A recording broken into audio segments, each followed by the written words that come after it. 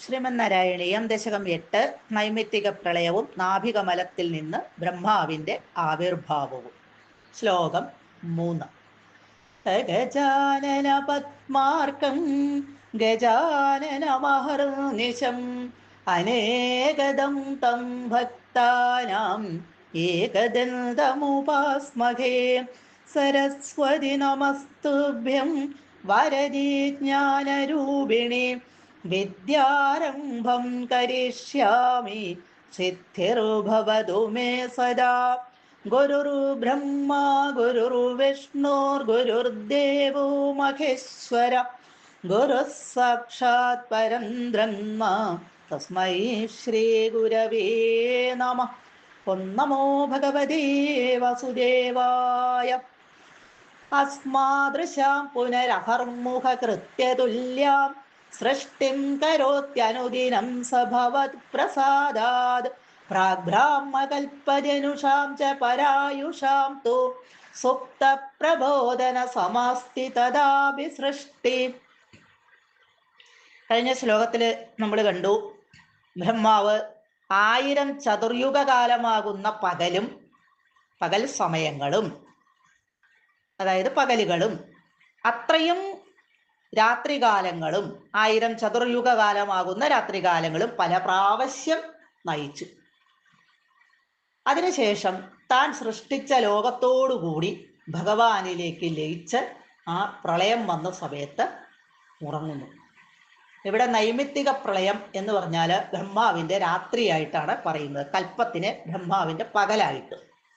സ പുന, ആ ബ്രഹ്മാവാകട്ടെ പുന പിന്നീട് ഭവത് പ്രസാദാത് അവിടുത്തെ അനുഗ്രഹത്താൽ, നിന്തിരുവടിയുടെ അനുഗ്രഹത്താൽ, അനുദിനം എല്ലാ ദിനത്തിലും, അസ്മാദൃശാം നമ്മെ പോലെയുള്ള ജനങ്ങള്, അഹർമുഖ കൃത്യതുല്യാം പ്രഭാതത്തിൽ ചെയ്യുന്ന കുളി തുടങ്ങിയിട്ടുള്ള ആ കൃത്യങ്ങളെ പോലെ സൃഷ്ടിം കരോതി ലോക സൃഷ്ടികർമ്മം ചെയ്യുന്നു.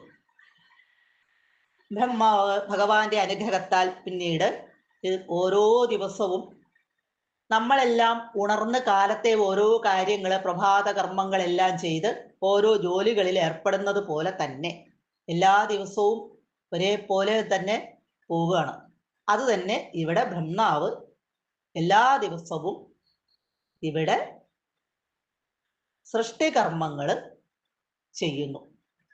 പ്രാഗ് മുമ്പ്, ബ്രാഹ്മകൽപ്പജനുഷാം ബ്രാഹ്മകൽപ്പത്തിൽ ജനിച്ചവരായ, പ്രളയം കഴിഞ്ഞ് മഹാപ്രളയം കഴിഞ്ഞ് വരുന്ന ആദ്യത്തെ കൽപ്പമാണ് ബ്രാഹ്മകൽപ്പം. ആ ബ്രാഹ്മകൽപ്പത്തിൽ ജനിച്ചവരായ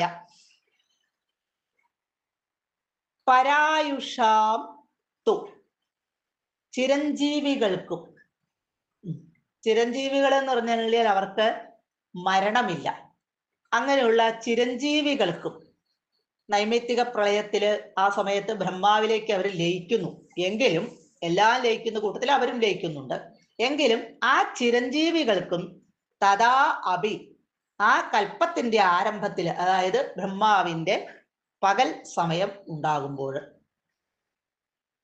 സുപ്ത പ്രബോധന സമാ ഉറങ്ങി ഉണരുന്നതിനോട് തുല്യമായിട്ടുള്ള, അതായത് ചിരഞ്ജീവികൾക്ക് മരണമില്ലാത്തത് കൊണ്ട് ചിരഞ്ജീവികള്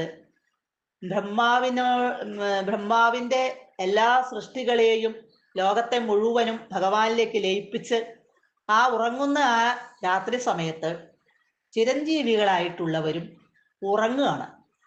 അവര് പിന്നീട് ആ ദിവസം പുലരുമ്പോൾ, അതായത് ബ്രഹ്മാവ് ഉറങ്ങി എഴുന്നേറ്റ് പകലാകുമ്പോൾ, ബ്രഹ്മാവിന്റെ പകലാകുമ്പോൾ അവര് ഉറങ്ങി ഉണരുന്നതിനോട് തുല്യം, രാത്രി കിടന്നുറങ്ങി ഉണർന്നു അവർ വരുന്നു, അവർക്ക് വേറെ മാറ്റങ്ങളൊന്നും സംഭവിക്കുന്നില്ല. അവർക്ക് ആ ഉറങ്ങി ഉണരുന്നതിനോട് തുല്യമായിട്ടുള്ള സൃഷ്ടി അസ്ഥി, സൃഷ്ടി ക്രിയാവിശേഷം ഉണ്ട്. അവർ പഴയതുപോലെ തന്നെ ആ സൃഷ്ടി അങ്ങനെ തന്നെയാണ്, കാരണം അവർക്ക് മരണമില്ലാത്തതുകൊണ്ട്. മാർക്കണ്ഡേയൻ തുടങ്ങിയിട്ടുള്ള ചിരഞ്ജീവികൾക്ക് കൽപ്പാദിയിൽ, കൽപ്പത്തിന്റെ ആ തുടക്കത്തില് സൃഷ്ടിയുണ്ട്. അവർക്ക് നേരത്തെ ഉണ്ടായിരുന്ന കൽപ്പത്തിലെ, മുൻകൽപ്പത്തിലെ കാര്യങ്ങളെല്ലാം അവർക്ക് ഓർമ്മയുണ്ട്. അതുകൊണ്ട് തന്നെയാണ് അവരുടെ സൃഷ്ടിയെ ഉറങ്ങി ഉണരുന്നതിനോട് ഇവിടെ ഉപമിച്ചിരിക്കുന്നത്.